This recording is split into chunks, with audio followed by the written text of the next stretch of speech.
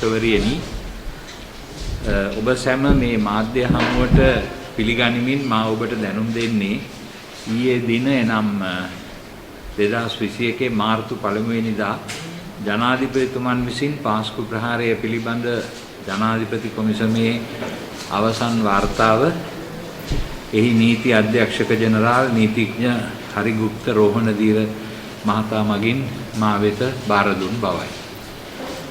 අද මේ මාධ්‍ය සාකච්ඡාවට කටුවපිටිය හා කොච්චිකඩේ දෙව්මැදුරු වල සිදු බෝම්බ ප්‍රහාර වලින් මිය ගිය අයගේ පවුල් වල කීප දෙනෙක් මෙන්ම ඒ ප්‍රහාර වලින් තුවාල ලැබීම නිසා ආබාධිත තත්වයට පත් වූ කීප දෙනෙකුත් සම්බන්ධ වෙනවා. ඔවුන්ගේ අත්දැකීම් වලට සවන් දී ඔවුන් මේ පාස්කු ප්‍රහාරය සම්බන්ධයෙන් මෙතික් සිදු වී ඇති පරීක්ෂණ අලලා පොදුවේ කුමන අදහසක පසුවේද කියා දැන ගැනීමට ඔබට අවස්ථාව ලැබෙනු ඇත. ඒ අය තමයි මේ අපේ පිටිපස්සේ වාඩි වෙලා ඉන්නේ. වසර එකහමාරක් වැනි කාලයක් පුරා මේ ප්‍රහාර පිළිබඳ නොයෙකුත් කරුණු සම්බන්ධයෙන් සොයා බැලීමට ක්‍රියා කළ එම ජනාධිපති කොමිසමේ සමාජික සියලු දෙනාට අපි ස්තුතිවන්ත වෙනවා. මෙම වාර්තාව ගැඹුරු අධ්‍යයනයකට භාජනය කර ඒ ගැන අපගේ නිගමන කඩිනමින් ඉදිරිපත් කිරීම සඳහා මගේ ප්‍රධානත්වයෙන් මගේ සහායක රජ ගුරුතුමන්ලාද පියතුමන්ලා සහ විශේෂඥ මහතුන් කීප දෙනෙකුගෙන් යුත් අප කණ්ඩායම ක්‍රියා කරන බව ඔබට දන්වා සිටිනවා.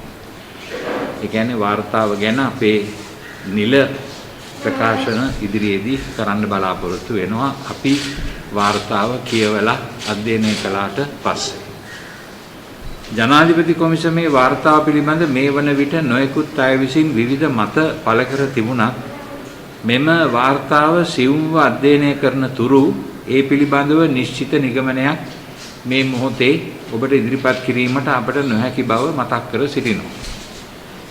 ඒ වුණත් ජනාධිපති කොමිෂන් සභාව සිය කටයුතු වල යෙදෙන අතරතුර රටේ ආරක්ෂාව බාර අදාළ ආයතන වන අපරාධ පරීක්ෂණ දෙපාර්තමේන්තුව ත්‍රස්ත විමර්ශන ඒකකය සහ රාජ්‍ය බුද්ධි සේවය යන ආයතන මෙම සාපරාධී මිනිස් ඝාතනය සම්බන්ධයෙන් පරීක්ෂණ ගැඹුරින් සිදු කළාදැයි යන්න ගැන විශාල සැකයක් අපි ළඟ තිබෙනවා. කෙසේ හෝ පාස්කු ප්‍රහාරයේ සැබෑ මහ මොලකරුවන් කොටු කර ගැනීමට මෙම ඊයත සඳහන් රාජ්‍ය අංශ කටයුතු කරන බවක් පෙනෙන්නට නැති බව පැහැදිලිව ප්‍රකාශ කරන්නට ඕනේ. ඒ යම් දේවල් කරලා තිබුණත් ඒවා ආවට ගියාවට ඕනෑවට එපාවට කෙරෙනවා වගේ තමයි අපිට පෙනෙන්නේ. ඒ නිසා අපි දැන් ඊටා ඕනෑකමින් බලධාරීන්ගෙන් අහන්නේ මේ ප්‍රහාරවලට මුල් වූ මහ මොලකරුවන් ඒවාට අනුබල දුන්න අය මුදල් දායකත්වයේ දුන්න අය වගේම ඒවා සම්බන්ධයෙන් පවත්වන්නට යෙදුණු විවිධ විමර්ශනයන් දුර්වල කිරීමට සහ කඩාකප්පල් කිරීමට අතගැසූ අය ගැන පරීක්ෂණ පවත්වා මෙකී සියලු අය නීතිය හමුවට ගෙන ඒමට ප්‍රහාරයේ සිදු වී වසර 2ක් ගත වූවත් තවමත් නොහැකි වී ඇත්තේ ඇයිද යන්න අපට පැහැදිලි කර දෙන්න කියන්නේ. සමහර වෙලාවට සමහර උසස් නිලධාරීන්ට බලපෑම් කරා මේ විමර්ශන ගැන අයුතු දේශපාලන බලපෑම් කරපු අය ගැන ආරංචි අපට ලැබිලා තියෙනවා. පාස්කු ප්‍රහාරය සම්බන්ධ විමර්ශනය කළ ජනාධිපති කොමිෂන් සභා වාර්තාවේ බොදු බල සේනා සංවිධානය තහනම් කිරීම පිළිබඳ තිබෙනවායයි කියන කිසියම් නිර්දේශ සම්බන්ධයෙන් නොයෙකුත් මත සමාජගත වෙමින් තිබෙනවා. ඒ සම්බන්ධයෙන් මට කියන්නට තිබෙන්නේ අපට අවශ්‍ය වන්නේ මෙම මිලේච්ඡ ප්‍රහාරයට ඍජුවම සම්බන්ධ අය හා ඊට අනුබල දුන්න අය අනාවරණය කර ගැනීම මිස ජාතික බෞද්ධ සංවිධාන තහනම් කිරීම නොවන බවයි. එවැනි නිර්දේශ නිසා පාස්කු ප්‍රහාරයේ සැබෑ කතුවරු සොයා යාමේ උත්සාහය යම් ලෙසකින් වෙනත් මගකට යොමු කරනු ලබන බව අපේ හැඟීමයි. ප්‍රහාරය සිදු පළමු දවසේ සිටම අප ඉල්ලා සිටින්නේ මේ ප්‍රහාරයේ මහ මොලකරුවන් සහ ප්‍රහාරය පිළිබඳව දැනත් ඒ පිළිබඳ කිසිත් නොකර සිය වගකීම් බරපතල ලෙස පැහැර හැරී අයත් සොයා නීතිය ඉදිරියට ගෙනීමට අප්‍රමාදව කටයුතු කරන ලෙසයි. ඊට අදාළ කටයුතු වල යෙදෙන්නේ නැතිව සමාජය තුළ නැති ප්‍රශ්න ඇති කිරීමට තුඩු දෙන කටයුතු වලට සිත යොමු කරන්න එපා කියා මම සියලු දෙනාගෙන් ඉතා ඕනෑකමින් ඉල්ලා සිටිනවා. මා පැහැදිලි කළ යුතු එක දෙයක් තියෙනවා. පාස්කු ඉරිදින ප්‍රහාරයේ අවස්ථාවේදී අප කිතුණු ජනතාව සමග එකට හිටගත් අය අතර ප්‍රමුඛ ස්ථානයේ සිටියේ අප බොදුනු සොහොයුරු සොහොයුරියන් බවයි. එහිදී ගෞරවනීය භික්ෂුන් වහන්සේලා හා බොදුනු සොහොයුරු සොහොයුරියන්ගෙන් අප වෙත ලැබුණු සහ අදත් ලැබෙන අසහාය සහයෝගය අපට මහත් ශක්තියක් බව ස්තුතිපූර්වකව සඳහන් කරන්නට අපි කැමැතියි. මේ ප්‍රහාරයෙන් මියගිය අය අතර කතෝලිකය පමණක් නොව කිතුණු බොදුනු හින්දු බැතිමතුන්ද අහිංසක මුස්ලිම් බැතිමතුන්ද කීප දෙනෙකු සිටිනවා. ත්‍රස්ත ප්‍රහාර වලට ආගමක්, ජාතියක්, භාෂාවක් කියා වෙනස් කරන්නට බැහැ. ඒ නිසා ඒවාට අනුබල දීම සාපරාධී ක්‍රියාවක්. තව එක දෙයක් පැහැදිලි කළ යුතුව තිබෙනවා.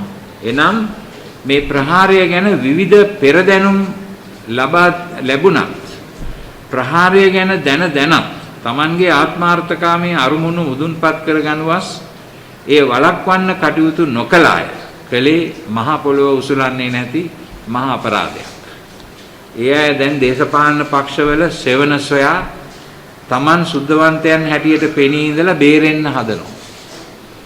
ඩීල් දේශපාලනයේ යෙදෙනවා. කවුරුත් මාන බලනවා. Taman ජනතාවට සේවය කරනවායි කියලා ඉහළ තනතුරු වලට ඇවිල්ලා අහිංසක මිනිසුන්ගේ ජීවිතවලට වෙන්නට යන විනාශය ගැන දැනත් ඒ සම්බන්ධයෙන් කිසිත් නොකර සිට ඒ අයට ඒ ගැන යම් දවසක එහෙම කරපු අයට ගණන් දෙන්න වෙන බව අපි කවුරුත් මතක තබා ගත යුතු වෙනවා. Tamanගේ ආගමට, ජාතියට, පක්ෂයට අයිති නිසා මොන වැරද්ද කෙරුවත් ඒ අයව ආරක්ෂා කරගන්න නොඑක් අංශවලට බලපෑම් කරලා මුදල් විසි කරලා අදාළ ෆයිල් ගොනු යට ගහලා දේශපාලන ඩීල් දාලා කරන දීන ක්‍රියා නිසා අපරාධ පිටුපස සිටින සැබෑ කර්තෘවරු නිදැල්ලේ පසු වෙනවා. එවැනි අයටද මේ මරණ හා දුක් වේදනාවල් වල විලාපය ගැන කවදා හරි ගණන් දෙන්න වෙනවා. අපි එවැනි අය ගැන දැඩි ලෙස කනගාටු වෙනවා. කොයි ලොකු පුටුවේ හිටියත් බොරු කරලා බේරෙන්න, දේශපාලන හයිය දාලා බේරෙන්න බැහැ කියලා අපි අයට මතක් කරනවා. අපි අපේ ජනනායකයන්ගෙන් එම නිසා ඉල්ලා සිටින්නේ මේ කොමිෂන් සභාවේ වාර්තාව තුල තිබිය හැකි අදාළ කරුණුත් ප්‍රයෝජනයට අරගෙන අපරාධ පරීක්ෂණ දෙපාර්තමේන්තුව හරහා මේ විනාශය සැලසුම් කළ ඊට අනුබල දුන් සහ මේ සාහසික මිනිස් ඝාතනයට මුදල් වියදම් කළ අපරාධකරුවන් වහා නීතියට ඉදිරියට ගේන්න කල් මරන්න එපා කියලා. මෙහිදී ත්‍රස්ත විමර්ශන ඒකකය සහ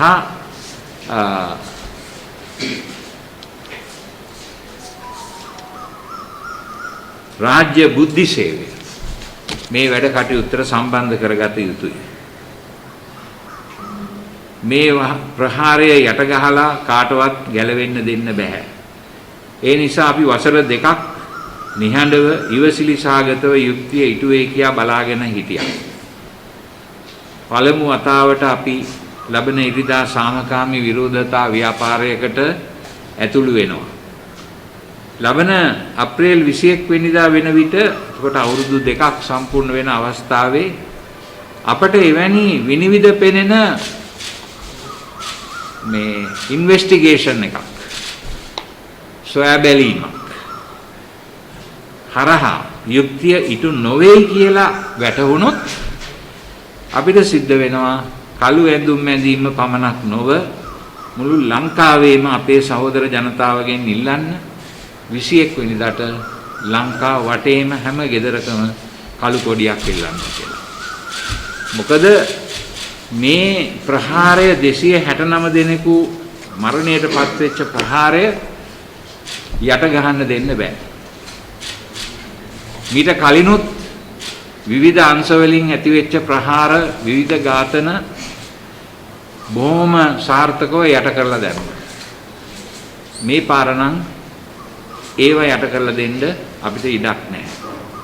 ඒ නිසා කරුණා කරලා අපි බලේ ඉන්න රජයෙන් විශේෂයෙන් ඉල්ලා සිටින්නේ මේ අංශ ඒ කියන්නේ CID, TID, SIS ඒ ඔක්කොම සංවිධාන එකතු කරලා පාස්කු ප්‍රහාර මේ කොමිසමෙන් එළිදරව් වෙලා තියෙන කරුණුත් එකතු කරගෙන දැනට ලැබිලා තියෙන අනිකුත් කරුණු එකතු කරගෙන මේ වැඩපිළිවෙල පිටිපස්සේ ඉන්නේ කවුද කියන එක කවුද මේක කළේ කියන එක හොයලා බලන්න කියලා. අපිට අනිත් ප්‍රශ්න වලින් වැඩක් නැහැ.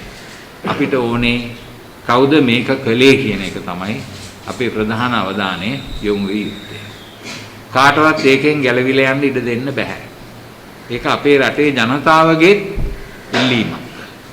මම හිතනවා කතෝලිකයන්ගේ විතරක් නෙමෙයි අනිත් ඔක්කොම ජනතාවගේ ඉල්ලීම ඇත්ත එළිදරව් කර ගැනීම. ඒ නිසා අපිට මේක ඕනේ මේක අවශ්‍යයි මේක කරන්නේ නැත්නම් අපි ඒ ගැන පොදු ජන විරෝධයක් සංවිධානය කරන්නට බලාපොරොත්තු වෙනවා. අපි හැම දිනාටම කියනවා අපි ඔක්කොමලා එක්කව වෙලා ජනාධිපතිතුමාටත් රජයටත් බල කර සිටිමු මේ පිළිබඳව සියලුම දත්තයන් එකතු කරලා සියලුම සංවිධාන සම්බන්ධ කරගෙන ඊ타මත්ම වගකීමෙන් යුත් බැරෑරුම් කරුණු සොයා බැලීම වෙත යන්න කියලා. ඒකට අදාළ පුද්ගලයන්ව පත් කරන්න කියලා. ඒ අදාළ පුද්ගලයන් විශ්වාසනීය පුද්ගලයන් විය යුතුයි. එක ජාතියකට හෝ භාෂාවකට හෝ ආගමකට අදින අය නෙවෙයි. අවංක පුද්ගලයෝ. මොන ජාතියට අයිති වුණත් මොන ආගමකට අයිති වුණත් මොන භාෂාවක් කතා කරුවත් ඇත්ත හොයන්නට ඒ පළමුවෙනි යුතුයකම ලෙස සලකන පුද්ගලයන් තමයි මේ වගේ වැඩකට දාන්න ඕනේ. ඒ නිසා මේ වගේ විනිවිද පෙනෙන වැඩපිළිවෙලක් තුලින් මේ ප්‍රහාරය පිටිපස්සේ හිටපු මහා මොලකරුවන්ව සොයා ගැනීම අත්‍යවශ්‍යයි. ඒක පස්සට දාන්න දෙන්න බෑ. කරුණාකරලා මේ දේ කරලා මේ රටට ඒ අයව එළිදරව් කරන්න. ස්තුතියි. දැන් මම ආරාධනය කරනවා අපේ සහායක රදගුරුතුමාට අපි මේ ඉරිදා ලෑස්ති කරලා තියෙන ඒ විරෝධය පළ කිරීමේ වැඩසටහන පිළිබඳව සමහර විට ඒ ගැන වැරදි මත යන්න පුළුවන්. ඒ නිසා ඒක පැහැදිලි කරන්නට එතුමාට මම ආරාධනය කරනවා මේ විරෝධයේ වැඩසටහන අප වෙත ඉදිරිපත් කර සිටින්න කියලා. පස්සේ අහන්න.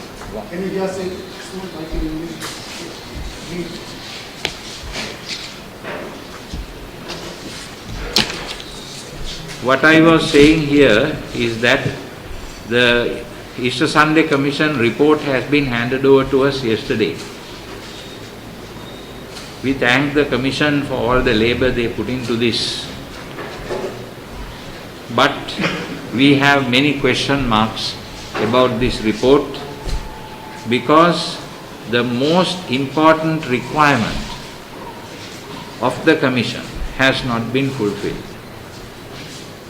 The Gazette notice establishing the Commission in its clause number 3 mentions very clearly that the Commission has been established to find out who did this, who placed the bombs, who funded it and who supported it, and also who tried to interfere in the investigation process to try to protect some of their stooges and friends.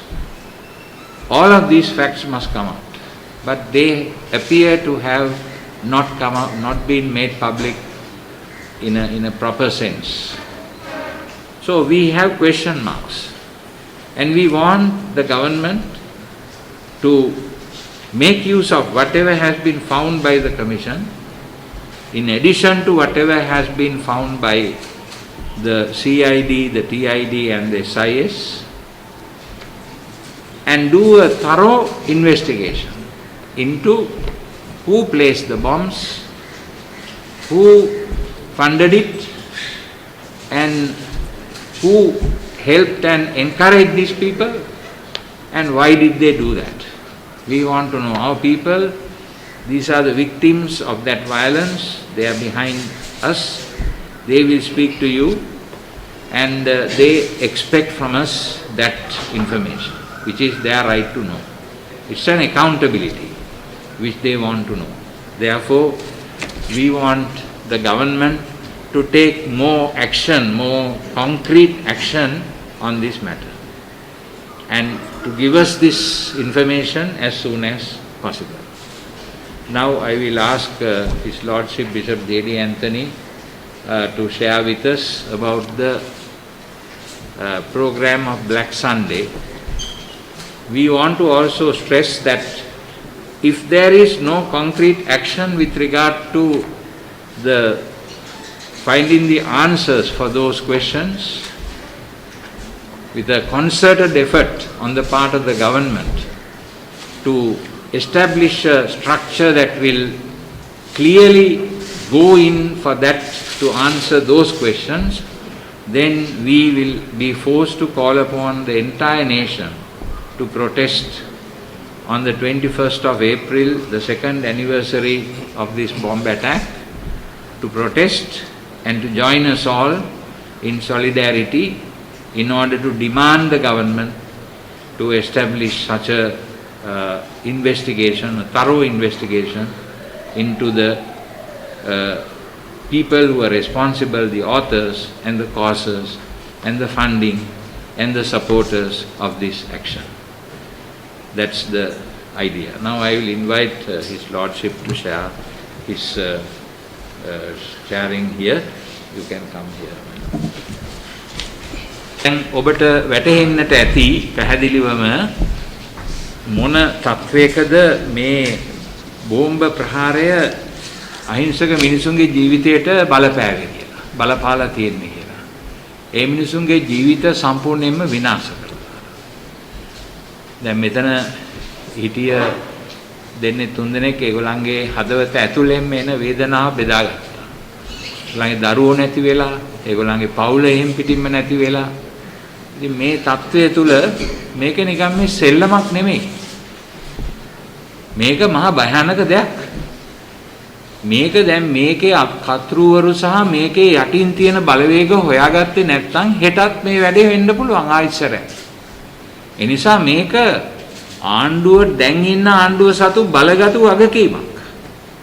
අත හොද ගන්න බෑ. ඒක මගේ වැඩක් නෙමෙයි කියලා කියන්න බෑ. මුළු කැබිනට්ටුවම ජනාධිපතිතුමා, අගමැතිතුමා සහ මුළු කැබිනට්ටුවම මේ කාරණාව ගැන මීට වඩා බොහෝම ගැඹුරින් හිතන්නට ඕනේ. මේ කොමිෂන් සභාවේ සොයා ගැනීම පිළිබඳව අඩුපාඩුකම් තියෙන බව අපිට පේනවා. නමුත් ඒක උඩ දාලා ඉවර වෙලා මෙතනින් ඉවරයි දැන් මේක කාපට් එක යට හංගන්න පුළුවන් කියලා හිතන්න කාලයක් නෙමෙයි. මේ මිනිසුන්ගේ දුක වේදනාව අනාගතයේදී තවත් මිනිසුන්ට මේ වගේ ප්‍රශ්න ඇති නොවෙන්නට, රටේ ආරක්ෂාව හරියට ඇති වෙන්නට මේ ප්‍රහාරය පිටිපස්සේ හිටපු අය කවුද කියන එක හොයන්නට ඕනේ. ඒ වෙනුවට මේ කතෝලිකයන් සහ බෞද්ධයන් කොටවන්නට මේ බෞද්ධ සංවිධාන තහනම් කරන්නට කියලා අපි කිව්වේ නෑ. අපි එහෙම දෙයක් ඉල්ලුවෙත් නෑ. එහෙම දෙයක් බලාපොරොත්තු වෙන්නෙත් නෑ. ඒවා නෙමෙයි වැදගත් වෙන්නේ. වැදගත් වෙන්නේ මේ ප්‍රහාරය පිටිපස්සේ හිටියේ කවුද? ඒක සංවිධානය කළේ කවුද? ඒකට මුදල් දුන්නේ කවුද? මේකට විදේශීය සංවිධාන සම්බන්ධ වෙලා තියෙනවද? කොයිතරම් දුරටද ඒගොල්ලෝ ඒකට සම්බන්ධ වෙලා තියෙන්නේ? එහෙමනම් එතකොට මේක මේ කාරණාවේදී ජාතිය ආගම විතරක් කියලා බලාගෙන Tamanගේ කුටුම්බයේ අයව ආරක්ෂා කරගන්න උත්සාහ කරපු අය කවුද? මේවා ඉන්වෙස්ටිගේට් කරගෙන යනකොට ඒවා වළක්වන්නට ඒවයින් මිනිසුන්ව නිදහස් කරවා ගන්නට සල්ලි දුන්න අය කවුද? එහෙම නැත්නම් දේශපාලන බලපෑම් කරන්න උත්සාහ කරපු අය කවුද? මේ සේරම දේවල් හොයන්න ඕන. ඒ නිසා මම ඊ타ත්ම ඕනෑකමින් ඊ타ත්ම ආදරෙන් අපි බලාපොරොත්තු ගොඩක් අපිට දුන්නා. ජනාධිපතිතුමාත් අගමැතිතුමාත් ඒ කට්ටිය අපිට බලාපොරොත්තු ගොඩක් දුන්නා. මේක හොයනවා කියලා. මේ යන විදිහට නම් මේක හොයන දඩේ කෙරෙයි කියලා අපිට විශ්වාස කරන්න බෑ. මොකද මේ ඕනෑවට එපාවට උඩින් පල්ලෙන් අද එක්කෙනෙක්ව ගන්නවා හෙට යාව නිදහස් කරනවා. මේක ඇතුලේ සමහර ලාවට දේශපාලන ඩීල් තියෙන්න පුළුවන්. 20 වෙනි සංශෝධනය සඳහා ඡන්දය දාපු වෙලාවේදී අපි ඒක දැක්කා. අනිවාර්යයෙන් මේක විනිවිද පේන දෙයක්. අපි දැක්කා ඒක. එක්කෙනෙක් එක පැත්තකට දාලා 4 දෙනෙක් අනිත් පැත්තට දානවා එම පක්ෂේ. මොකද්ද ඒක? විහිළුවක් නෙමෙයිද? ඇස් බැඳුමක් සහ මුලා කිරීමක් නෙවෙයිද? මෙන්න මේවයින් තමයි අපේ හිත බිඳෙන්නේ. බලයේ ඉඳද බලය ලබා ගන්නටද බලය ආරක්ෂා කරන්නද අපි මේ අයව පත් කරන්නේ මේ පාර්ලිමේන්තුව වලටයි මේ රජයටයි නෑ රට ආරක්ෂා කරන්නේ රටේ අවශ්‍යතා රටේ ජනතාවගේ අවශ්‍යතා ප්‍රමුඛතාවයෙන් කටයුතු කරන්න. ඒ නිසා කරුණා කරලා ආගම භාෂාව ජාතිය මේ වගේ දේවල් වල ඉඳගෙන ඒවල ඇතුලේ හිර වෙලා මේ ප්‍රශ්නේ දිහා බලන්නේ නැතුව යුතුයකම ඉෂ්ට කරන එක ගැන කල්පනා කරන්න. ඒ නිසා මම ඊ타ත්ම ඕනෑකමින් ඉල්ලා සිටිනවා අපිට අප්‍රේල් මාසේ 21 වෙනිදා වෙන්න ඉස්සෙල්ලා අපිට ඕනේ උත්තරයක්. මේ අය සියලු දෙනාම බලාපොරොත්තු වෙන්නේ ඒකයි. මේ පිළිබඳව මීට වඩා කැපවීමෙන් යුතුව මේකට වෙනම අමාත්‍යාංශයක් දැම්මත් කමක් නැහැ. මේක හොයන්න. මොකද මේක රටේ ආරක්ෂාව පිළිබඳ ඉදිරියට එන ප්‍රශ්න ගොඩාක් එක්ක තියෙන ප්‍රහාරයක්. ඒ නිසා රටේ ආරක්ෂාව ආරක්ෂා කරන්න නම් මේ වෙච්ච විපත හොඳට ඉන්වෙස්ටිගේට් කරන්න ඕනේ. උඩින් පල්ලෙන් නෙමෙයි. අද එකක් හෙට එකක්. එහෙම නෙමෙයි. අනිත් එක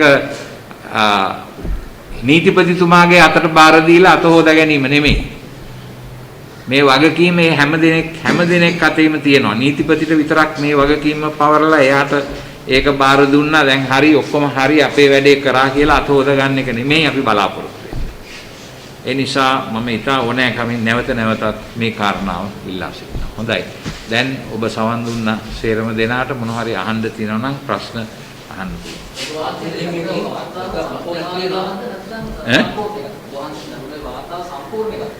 නෑ මම අපිට ලැබුණේ පළවෙනි වෙලුමනේ. ඒ පළවෙනි වෙලුම තමයි අපි බලන්නේ. ලැබිච්ච එක තමයි බලන්නේ. අර තව වෙලුම් පහක් තියෙනවා කියලා තියෙනවා ඒව අපිට ලැබුණේ නෑ. දැන් අර බෞද්ධ ඕපේ පිටුන දවසේ ඉඳලා දැනටත් පල්ලිගේ නැතිවත් ඉන්නවා. අත්වාසිය දැන් ඊයයිම කෑ ගන්නවා මේකට මම ප්‍රශ්න පොත්තන්න කියලා. මම උද්ඝෝෂණ කරනවා ඒ කියන්නේ විශේෂයෙන් උද්ඝෝෂණ කරන්නේ අනිත් හොරාගේ අමගෙන් කියන අහනවා වැඩ. මේකන මොන පල්ලි ගැනද ඔයා කියන්නේ? ඈ මොකක් ගැනද ඔය කියන්නේ? දැන් මේ පල්ලිගේ නෑ ඕම පිටුනව දැනගන්න. දැන් එහෙම උද කියනවා දැන් කෑ ගන්න පුළුවන් තරම්. මේකන කවුද පල්ලි ගියේ නැත්තේ බොහොම පිපිරනවා කියලා දැනගෙන? පල්ලි ගියේ නැත්තේ එක්කෙනෙක් දේශපාලනයක් ඉන්නවා. එළියුණා. ඕක අපිට ඒක නෙමෙයි ප්‍රශ්නේ. අපිට ඕනේ ප්‍රශ්නේ තියෙන්නේ කවුද මේක කළේ කියන එක. පල්ලි ගිය අය නොගිය අය ඒක අපිට ප්‍රශ්නයක් නෙමෙයි. මේ අවස්ථාවේදී අපි දකිනවා පක්ෂපාත වේදිකාවේ දේශපාලන වේදිකාවේදී පාස්කෝජ ප්‍රහාරය ඉදන්න දේශපාලන අනුමුත් පුදුපත් කරගන්නවා. මේ සමස්ත දේශපාලන අනුමුත් පුදුපත් කරගන්න ඉන්න කට්ටිය විශ්වාසයෙන් මම දන්නේ නැහැ මොකද මම දේශපාලන අරමුණු මොනවද කියලා අපිට තේරෙන්නේ නැහැ නේ. මම කියන්නේ පක්ෂ විපක්ෂ වේදිකේන්ද්‍ර කට්ටියක් චෝදනා කරනවා තවත් කට්ටියකට තවත් කට්ටියක් නෑ දැන් මෙතන පැහැදිලිවම අපේ එක මහත්මයෙක් කිව්වනේ. පැහැදිලිවම කිව්වා අත හොද ගන්න බෑ කියලා. රජයක ජනාධිපති කෙනෙක් අගමැති කෙනෙක් ආරක්ෂක අංශ ප්‍රධානියෝ ඉන්නවා නම් ඒගොල්ලන්ට අත හොද ගන්න බෑ. ඒකෙන් ඒගොල්ලන් ජනතාවගේ ආදායම් බදු වලින් පඩි ලබා ගන්නවා නම් වගකීමේ තනතුර දරනවා නම් ඒකෙන් අත හොද ගන්න බෑ. ඒකෙන් පැනලා යන්න බෑ. ඒක වගකීම එයාලට තියෙනවා. අරයට මෙයාට ඒකේ බෝලේ පාස් කරන එක හරියන්නේ නැහැ. දැන් මේ මට පේනවා ඒක කරනවා.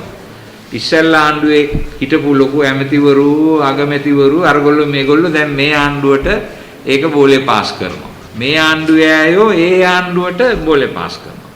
මේකේ අපි එකක් තියෙන්නේ දැන් බලේ ඉන්න ආණ්ඩුව තමයි වග කියන්නේ.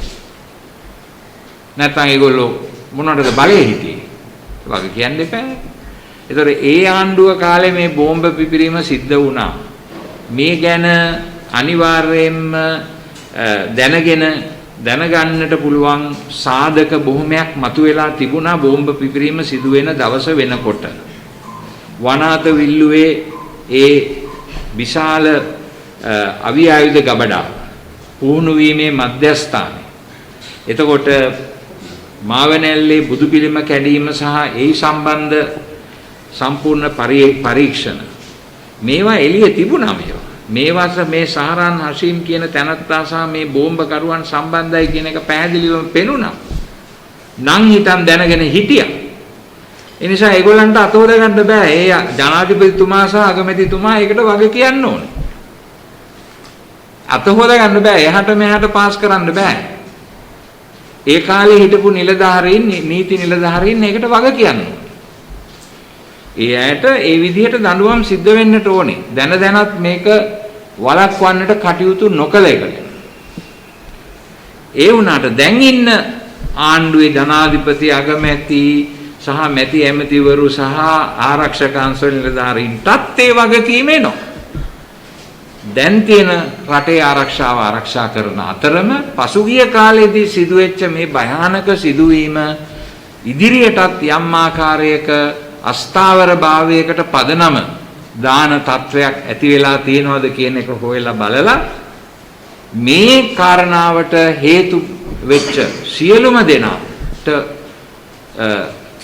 විරුද්ධව නීතිමය කටයුතු කිරීම මේ රජයේ වගකීම. ඒක ඒගොල්ලන්ගේ රජය කරා කිය දැන් මැතිවරු සමහර අය බොහොම බාල ලාමක විදිහට ඒක ඒ පැත්තට පාස් කරන්න බලනවා.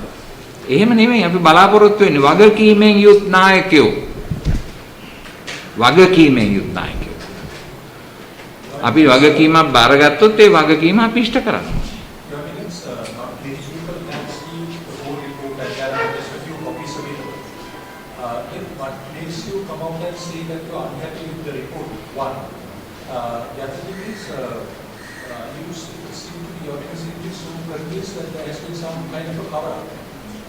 What makes you come to that conclusion? Well, in the first place, the information we have from sources who have read the report, it is very clear that they say that these things are appearing in the report. Therefore, there is a certain amount of a misdirection in the analysis given. The misdirection is that instead of concentrating on the people who are responsible for to find out who the people were who are directly responsible for this event, sad event, focus has gone in the direction of the responsibilities of those who were in power that time, whether they fulfilled it or not, and those who were officials whether they did it or not. That is the focus that has gone more on that report. So this is what people who have read the report have commented, and they have told us about it. But we ourselves will be reading the report and analyzing it soon, and we will come out with our official position. And the second question was, what was that? What made you come to the conclusion that there has been some kind of a cover-up? Well, the way this idea comes to us is because you can see that there is nobody who has been taken in and directly accused of this attack. Because there are several indications that behind this attack, there were different kinds of people involved, directly or indirectly, and those things have not been investigated. Even in this presidential report, it is said that there was some connection with India. But that indication is given in order to investigate it. But we have not seen that. How far now, one of the typical cases of that is that the Indian government warned Sri Lanka about it. How did they know? So some connection, some information has come to them. So that must be investigated. That is why I said because since during that investigation, this investigation doesn't bring out the people who placed these bombs and all that, and the motivation behind that doesn't come out explicitly. That is where we want further investigation.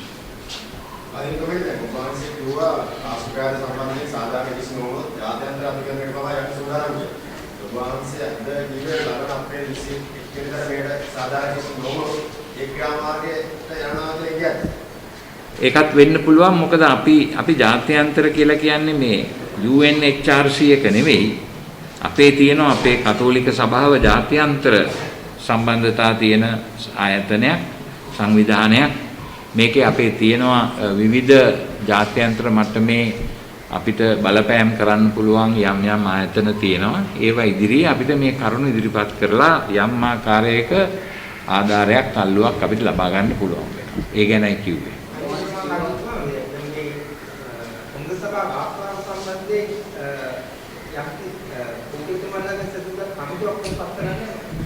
දැන් අපි කමිටුවක් පත් කරලා අධ්‍යයනය කිරීම කරනවා කියලා මම මුලදීම කිව්වනේ. පූජකතුමන්ලා සහ රදගුරුතුමන්ලා සහ ගිහි කණ්ඩායමක් එකතු වෙලා මේක අධ්‍යයනය කරනවා කියලා. ඒ අධ්‍යයනය කරලා ඉවරුනාම අපි අපේ විමර්ශනය නිල වශයෙන් ප්‍රකාශයට පත් කරනවා.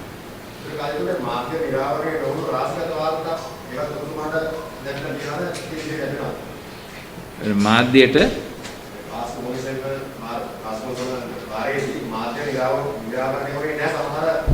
අපිට ලැබිලා තියෙන්නේ පළවෙනි වෙලුම විතරයි. ඒකේ තියෙන්නේ recommendations. ඒ කියන්නේ පාස්කු ප්‍රහාරය පිළිබඳ කොමිෂන් සභාවේ යෝජනා විතරයි ඒකේ තියෙන්නේ. ඒකේ මේ සම්පූර්ණ මේ විස්තර ආදිය දීලා තිනවා කියලා අපි දන්නේ නැහැ. නමුත් අපි මං නිකන් උඩින් පල්ලෙන් බැලුවා ඒක දිහා බලනකොට ඒකේ තියෙන recommendations කියන එක තමයි තියෙන්නේ. ඉතුරු ටික අපි බලාපොරොත්තු වෙනවා ඒගොල්ලෝ ඒක දැන් පරිවර්තනය කරලා මුද්‍රණය කරනවා කියන එක අපිට කිව්වා. ඊයේ ආපු එක්කෙනා මට ඒක කිව්වා. ඉතින් අපි බලාපොරොත්තු වෙනවා ඒකත් අපිට මුද්‍රණය කරලා දෙයි කියලා. නමුත් මේ කොමිෂන් සභාව මේ රෙකමදාරුව කරලා තියෙන්නේ ඒ කාරණා මත පදනම් වෙලානේ. එතකොට අපිට මේ රෙකමදාරු කරපු දේවල් වලින් හිතා ගන්න පුළුවන් මොකද්ද ඒක පිටිපස්සේ තියෙන්නේ කියලා. නමුත් අපිට ඇත්තටම ඒක බලන්න නම් මේ වොලියුම්ස් පහම අපි බලන්නට ඕනේ. නමුත් දැනට රෙකමෙන්ඩේෂන්ස් විතරයි අපිට ලැබිලා තියෙන්නේ. දැන් ඒ ටික ලැබෙන්නේ නැතුව පුළුවන් මේකේ විමර්ශනේ සම්පූර්ණ කරලා කමකරනවා පුළුවන්. පුළුවන් කියන්නේ මෙහෙමනේ. ඒ කියන්නේ ඒ විමර්ශනයට දාලා තියෙන කරුණු පදනම් වෙන්න දේනේ අනිත් වොලියුම්ස් වල තියෙන්නේ. සාක්ෂි දුන්නේ ඒවා. ඉතින් ඒ සාක්ෂි දුන්නේ ඒවා මත පදනම් වෙච්ච නිසා අපිට ඒ සාක්ෂි දීම තුල යම් මේකට මේ තීරණ ගන්න මේ රෙකමෙන්ඩේෂන්ස් කරන්න යම්කිසි පදනමක් ඇති කියලා අපිට හිතන්න පුළුවන්. අපි ඒ රෙකමෙන්ඩේෂන්ස් විශ්වාස කරන්න එපා. The testimony from the survivors and the victims, it's very clear that the wounds are still very fresh. So, what kind of a challenge is it for you? We have from the very beginning we have done what we call counseling, social counseling. We have organized a team of doctors and also psychiatrists to help the victims of this violence. It is going on still, and the victims are at different stages of return to normalcy. But it takes time, you know, when you are suddenly deprived of your entire family. It puts you in a terrible situation, terrible mental situation, which is not very easy to overcome. Since I and the bishops and the priests are very much in association with this, our friends here, we understand the terrible tragedy that has struck them. Your Eminence, now recently we got to see that some Sri Lankans living in foreign countries have expressed their consent to support you financially and diplomatically. You are to get into an international action seeking justice for the victims of the bombing. So while the local agencies are carrying out their investigations, now we don't know like for how long you have to wait till the local agencies finish their investigation. So while they are being carried out in a local manner, can't you get into an international action with the support of such people?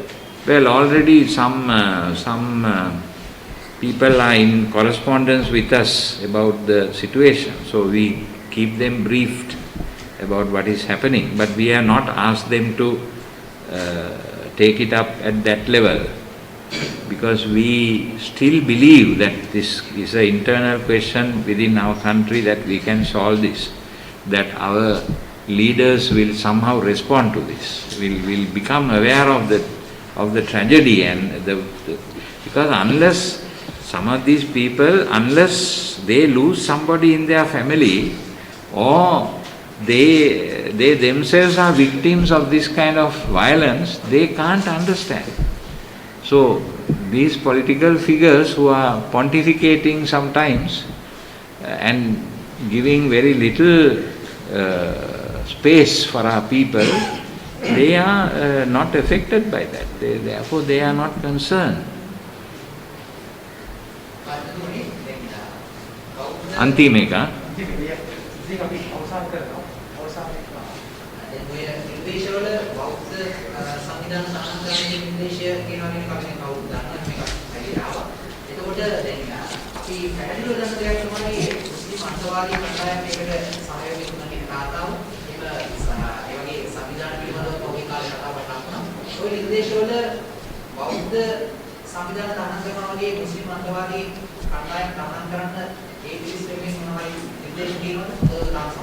අපි ඒක බලන්නට ඕනේ. මොකද අපිට මේ පත්තර වලින් මේ අපේ බෞද්ධ සහෝදරයෝ හුඟක් දුරට කලබල වුණා වගේ දැනුණා.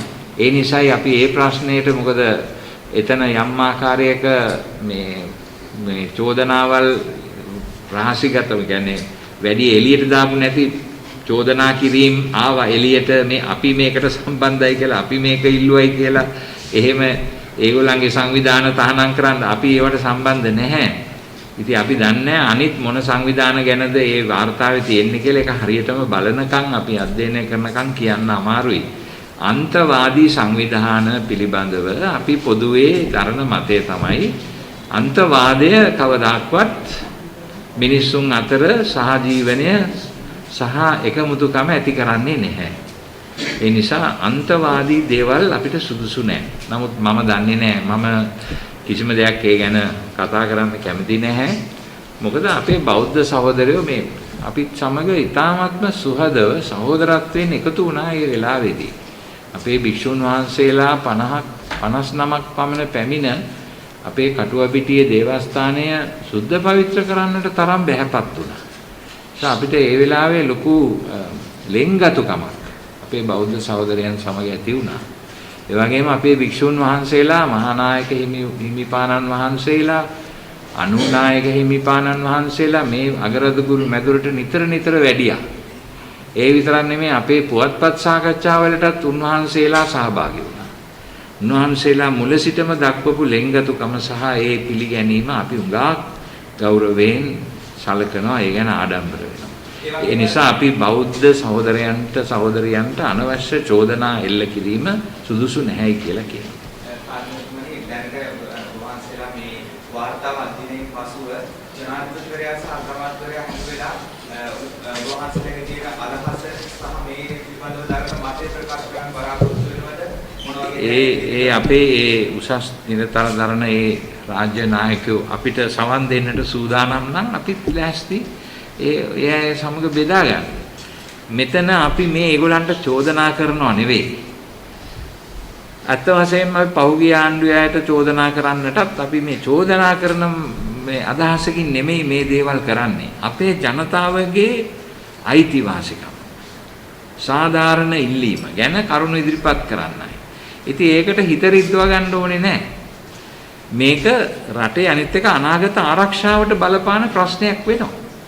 අන්තවාදී අදහස් පතුරවමින් තරුණ තරුණියන්ගේ ඔළුව නරක් කරලා අවි ආයුධ සහ බෝම්බ ප්‍රහාරවල යෙදෙමින් සියදිවි නසා ගන්නට තරම් නපුරු විදිහට මේක සංවර්ධනය වේගෙන යනකොට රටේ නායකයෝ ඒව වළක්වන්නට ඕනේ. ඒක ඒගොල්ලන්ගේ යුතුයකමක්. ඒ වගේම ඒ වගේ දේවල් වලදී මේ තමන්ගේ කට්ටිය ආරක්ෂා කරනවා කියන හැඟීමෙන් කටයුතු කිරීම සිදු වුණා. ඒක තමයි මේ අපේ මේක මහත්මයෙක් කිව්වේ අර හිටපු යුද්ධ හමුදාපතිතුමාට බලපෑම් කරුවා කියලා එක්කෙනෙක් ප්‍රශ්න ඇහුවා බලපෑම් කිරුවා. මේ බලපෑම් කිරීම මේක අපේ රටේ තියෙන අවාසනාවන්ත තත්වයක්. තමන්ගේ කණ්ඩායමේ කවුරු හරි හොරකමක් කරලා නපුරුකමක් කරලා මේ මිනි මරලා රොමෝ කරලා අහුණාම එයාව බේරගන්න ඔක්කොම කට්ටිය මේ එකතු වෙන එක ඒක අසාධාරණයි. එහෙම කරන්න හොඳ නැහැ. මගේ පවුලේ කෙනෙක් හරි වැරදි වැඩක් කෙරුවොත් එයාව ආරක්ෂා කරන්නේ එක නෙමෙයි මම කළ යුත්තේ. මම එයාව ඒ වැරදි වැඩෙන් නිදහස් කරගන්නට මම කටයුතු කරනවා විනා මම එයාව ආරක්ෂා කිරීමේ ප්‍රතිපත්තිය වැරදි. එතකොට මේ රටේ අපිට නීතියක් කියලා එකක් ඇති කරන්න බැරුව යනවා. මගේ කණ්ඩායමේ කෙනෙක් වැරද්දක් කෙරුවොත්, සොරකමක් කෙරුවොත්, මිනිමැරුමක් කෙරුවොත් එයා ඒකට සුදුසු දඬුවම ලැබිය යුතුයි. හැබැයි ඒක සාධාරණ විදියට කරනවද නැද්ද කියන එක නීති තීරණය කරද්දී නීතිඥයන්ට කරුණු ඉදිරිපත් කිරීම, සහයෝගය දැක්වීම ඒවැය වරදක් නැහැ. නමුත් මෙයාව නිදහස් කරගන්න බලපෑම් කරන එක, දේශපාලන බලපෑම් කරන එක, ඒ වගේ දේවල් කරන එක වැරදි. ඒ නිසා යම් ආකාරයකට සමහරවිට මේ දේශපාලන පක්ෂවල අයත් හැසිරෙන්නේ මේ විදිහට. Tamange එක්කෙනාව ආරක්ෂා කරගන්න ඔක්කොමල්ලා තර්ජනය කරනවා. ඒතකොට නීතියක් කියලා එකක් නැහැනේ. නීතියට ගරු කිරීමක් නැහැනේ. Tamange පක්ෂයේ එක්කෙනෙක් වැරදිකරුවෙක් හැටියට හඳුන්වලා තියෙනවා නම් එයා නීතිය ඉදිරියට ගිහිල්ලා තමන්ගේ ආරක්ෂාව සඳහා තමන්ගේ කරුණු ඉදිරිපත් කරලා තමන් නිර්දෝෂී නම් ඒක ඔප්පු කරන්න ඕනේ. ඒ මිසක් අනිත් අය කට්ටිය එකතු වෙලා යාව මේ නීතිය ඉදිරියට පැමිණවීම නතර කරන්න කටයුතු කරනවා නම් ඒක වැරදි.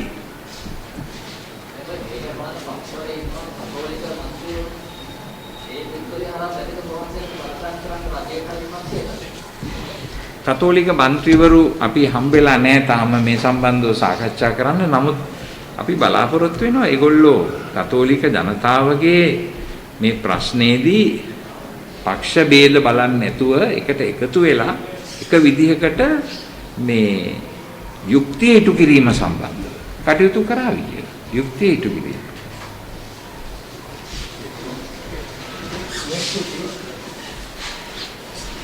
ඔබ සියලු දෙනාටම බොහොම ස්තුතියි.